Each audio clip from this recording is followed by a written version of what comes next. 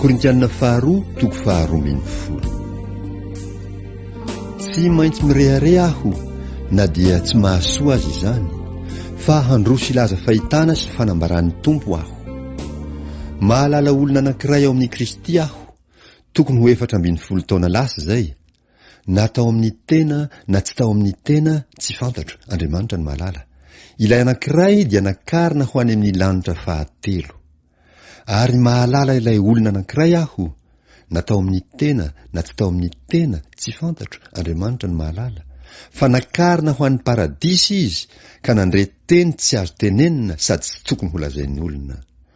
Ilay anankiray no ataoko rehareha, fa ny amin'ny tenako dia tsy hirehareha aho afa-tsy amin'ny fahalemena ihany. Fa na dia te hirehareha aza aho, dia tsy ho adala, fa ilazan'ny marina. Nefa tsy manao izany aho, fa ndrao misy olona mihevitra ahy ho mihoatra noho izay ahitany ahy, na izay andrenesany ny teniko. Ary fandrao hirehareha noho ny habetsaky ny fanambarana aho, dia nasiana tsilo tamin'ny nofo, dia iraky Satana hamely ahy, fandrao hirehareha aho. Izany no nangatahako intelo tamin'ny tompo mba hialany izany amiko. Nefa hoy izy tamiko, ampo anao ny fahasoavako, fa ny heriko dia tanterahina amin'ny fahalemena. Koa maika sitrako ny hirehareha amin'ny fahalemeko mba hitoerany herin'i Kristy amiko. Koa dia finaritra aho amin'ny fahalemena, amin'ny fampahoriana, amin'ny fahaterena, amin'ny fanenjehana, amin'ny fahantrana noho ny amin'ny Kristy. Fa ny fahalemeko no fahatanjahako. Fampitandreman'ny apôstôly Paoly, Korintianina faharoa toko faharoa ambin'ny folo, ny 1:20 hatramin'ny 1:20. Efa tonga adala aho, ianareo nahatery ahy. Fa tokony ho derainareo aho, satria tsy latsaka noho ireo apôstôly ambony indrindra ireo, na dia tsy nitsinina azaho. Ny famantarana maha apôstôly ahy dia natao teo aminareo tokoa tamin'ny faharetana rehetra, tamin'ny famantarana sy ny fahagagana ary tamin'ny asa lehibe. Fa inona moa no nahalatsaka anareo noho ny fiangonana sasany? Afa-tsy ny tsy namakiko-tratra anareo? Mamela ahy ary amin'izany fahadisoana izany.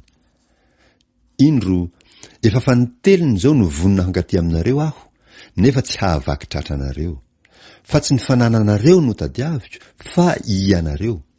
Fa tsy ny zanaka no tokony hiaro an'ny ray aman-dreniny, fa ny ray aman-dreniny no tokony hiaro an'ny zanany. Ary zaho dia faly indrindra handany sy olaniana hahasoa ny fanahinareo, na dia araka ny fitombony fitiavako anareo aza no fihena ny fitiavanareo ahy. Kanefa, na dia izany aza, izaho tsy nahavaky tratra anareo, fa nanao saina hono aho dia nahazo anareo tamin'ny fihendrena. Moa izay nirahiko tany aminareo va nisy nanaovako anareo ho vola aman-karena? Nangataka ny Titosy aho, sady nirahiko no mba azy ilay rahalahy. Moa Titosy va nanao anareo ho vola aman-karena? Tsy fanahy iray ihany va no nandehananay? Tsy iray ihany va no dianay? Efa ela izay no nanaovanareo anay ho miala tsiny aminareo. Eo anatrehan'Andriamanitra no itenenanay ao amin'ny Kristy, fa ny zavatra rehetra ry malala dia ho fampandrosoana anareo. Fa matahotra aho, fandrao rehefa tonga aho dia hahitanareo ho toy izay tsy tiako, ary ho hitanareo aho ho toy izay tsy tianareo. Fandrao hisy fifandirana, fialonana, fiafinafonana, fifampiandaniana, fanaratsiana, fibitsibitsihana, fieboeboana, fikotranana. Eny, fandrao rehefa tonga indray aho dia ampihitry ahy eo anatrehanareo Andriamanitro, ary izaho hanana alahelo amin'ny maro izay nanota teo aloha, ka tsy mbola nibebaka tamin'ny fahalitoana sy ny fijangajangana ary ny fijejojenona nataony.